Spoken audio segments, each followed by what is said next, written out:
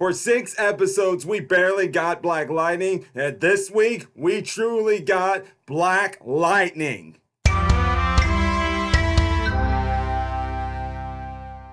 What's up, YouTubers of the world? MegaGeekMixer here to give you guys my review on this week's episode of Black Lightning. And all I gotta say is, in this episode, finally, we have gotten a full length of Black Lightning. Not as Jefferson Pierce, but as Black Lightning himself. Because I'm sure all of you noticed that for the first 6 episodes, we barely got Black Lightning. But now we do. And I'm not saying all the other episodes have been negative for that reason. I'm just saying that that's a problem that I was hoping they'd fix later on, and they did. Because no matter what, Season 3 has still been a great season.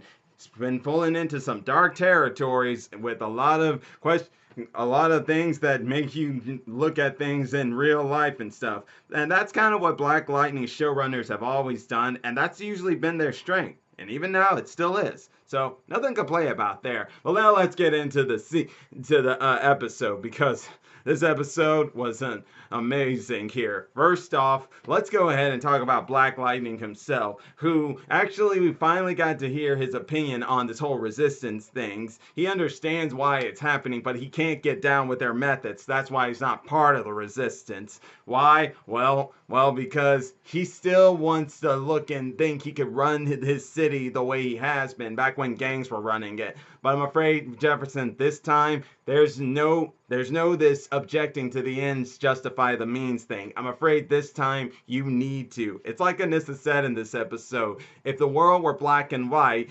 then yeah, that would matter. But now you guys are not in.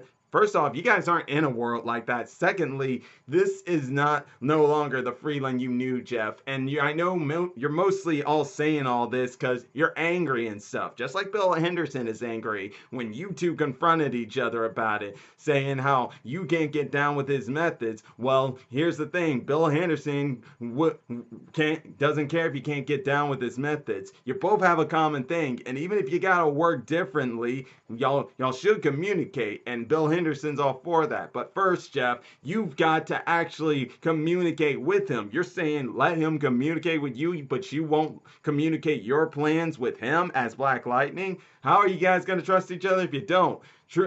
Truly, man, forget things being your way and just work in conjunction with it, or else next thing you know, it's going to be maybe a smaller result of what happened in Infinity War, all because Captain America and Iron Man couldn't find a way to look eye to eye, or better yet, be on a agree to disagree moment and work their plans together. Instead, it was always my way, no, my way. That's not gonna fly, guys. That's not gonna fly.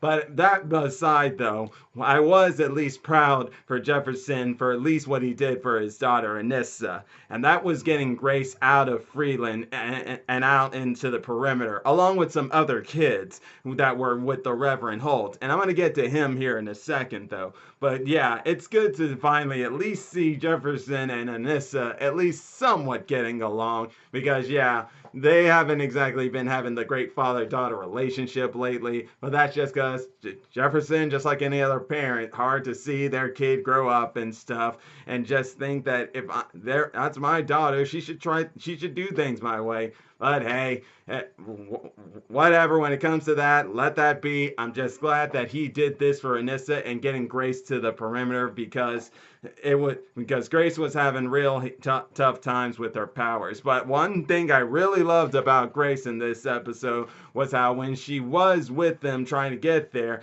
there was a little altercation when the ASA agents were trying to stop Black Lightning from getting over there. And first off, let me just say, I was so happy to see actually Jefferson Pierce electrocute those guys, because earlier on in the episode, he didn't do that to them. He did it to civilians, and I'll get to that here in a minute. But still, good to see it right there, and what he did to another soldier later.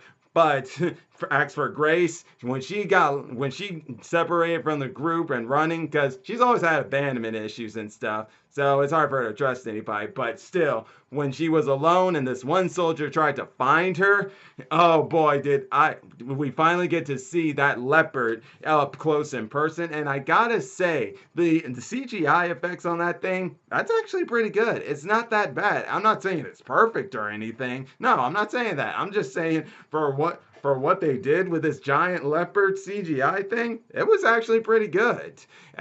And then there was the moment where Jefferson and Grace had a moment of bonding time, because with her leopard sense of smell that can still stay with her even in her other forms, she figured out that Black Lightning is Jefferson Pierce. And she promised not to tell, but if anything, I'm glad that this got her and Jefferson Pierce a chance to bond and stuff, because I was really wanting to see something like that. Because with all that's been going on, have we really ever got a chance to see Jefferson, what his opinions are on Grace? Not really. But here, I think he's at least learning to trust her a bit more. I mean, no doubt he's happy for his daughter to find somebody that she can be happy with. But still, to see this brought some peace to my heart right there. Now then, let's go on into, not Grace, the ASA. Yes, the ASA. Oh man, they are going way too far. I mean, they were going too far enough as it is, but this time they went downhill big time, like straight downhill. So the ASA was wanting to retaliate from the Markovians attacking their base in last episode. So they decided to go door to door to every civilian, thinking that it could be a Markovian safe house. They even break inside the Reverend Holt's church. And what's more is, for some of them, when the civilians who are being honest, they don't know anything about any Markovians, they just take them off and just start assaulting them. They're all defenseless. Seriously. Ugh. That just pissed me off so much. And this will also leads into what I was talking about Black Lightning earlier. So in this earlier on in the episode, he actually electrocuted some civilians who were just trying to defend themselves from the ASA from going too far. And yeah, that actually doing stuff like that would make people think that Black Lightning's not on their side. He's on the ASA side. But they just don't understand that Jefferson, with his ways, is just really conflicting himself. But still, when he stopped them and just stunned those guys unconscious, what does the ASA do next? They shoot them when they're stunned or when they're not even moving and stuff. Shoot them blank, like that. Kill them.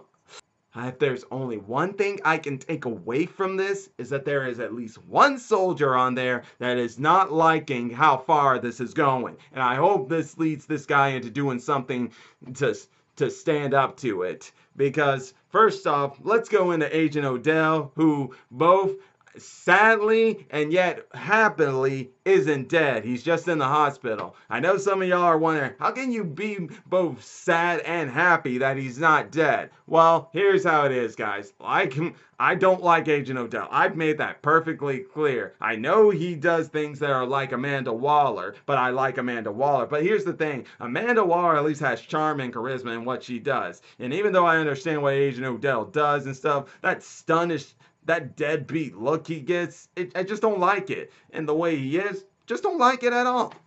So, and why I'm sad that he's not dead, but at the same time I'm happy, is because, let's face it, if he went out like that, that wouldn't have made sense. He deserves to go out in a different way. I don't care if he's alive or dead at the end, but he deserves to go out getting what he deserves from all the oppression he has done. No doubt on that end. And also, like I said, I mentioned speaking about Reverend Holt. Well, like I said, because of Black Lightning getting in the way of the resistance and kind of looking like he is on the ASA side with the conflicting ways and him wanting to get treat his city like he's always been treating it, made Reverend Holt not trust him. And for good reasons on that end. It's no secret there. But hopefully in time, they can learn to realize they do want the same thing. They just need to find a way to work together on it. That being said, though, let's now go into Peter Gambi, who after last episode found out that Khalil's grave was empty. He needed more to be certain, so he went to the ASA pit and found out that yes, Khalil is alive. And yeah, he worked with Lynn to get there. And yeah, Lynn's still being excuse my language there, people. but whether she is or not, and getting on my nerves and everything. Well, you know what? Forget it. This really isn't about her. This is just about Gambi finding out about Khalil, which he does, and Lynn finds out too. But unfortunately, she thinks that she can save him, and I want to hold hope that she can. But I remember Jordan in an interview about his character saying the Khalil we all know is dead. So hopefully in the end she will do the right thing. And here's the funny thing. Yeah, she said, don't I always? Don't you always? Like, you working with Tobai as well? That's the right thing to do? Yeah, right, lady. But that aside, also, she said this can't be told to Jennifer, and that's the one thing I agree with her on. And speaking of Jennifer, it looks like she's pulling some of what Agent Odell has brought on her. He's put a big influence on her, because when it comes to Brandon, she's doing something what Agent Odell would do. Now, on that end, I don't like it, but on another end, when she's trying to get information on Dr. Jace, I do like it. So there's both a pro and con to her developing that skill. But hopefully in time she'll realize how wrong she is for even trusting Agent Odell. Because like I said before, the reason she's only really being like this, she's just impatient and impulsive and stuff. But it's all part of learning how to grow up and everything. And hopefully she does grow up from this and realize the big mistake she's made and even trusting that guy to begin with. But asks for like trying to learn more about Brandon. Well, he's not really interested. All he wants is Dr. Jace. And even when she tried to pull off learning more about his powers and stuff, he only did it at one time, which showed off some really cool special effects when their hands touched, and showed off that particle effects right there. I really liked that. But still, I'm gonna be like Brandon.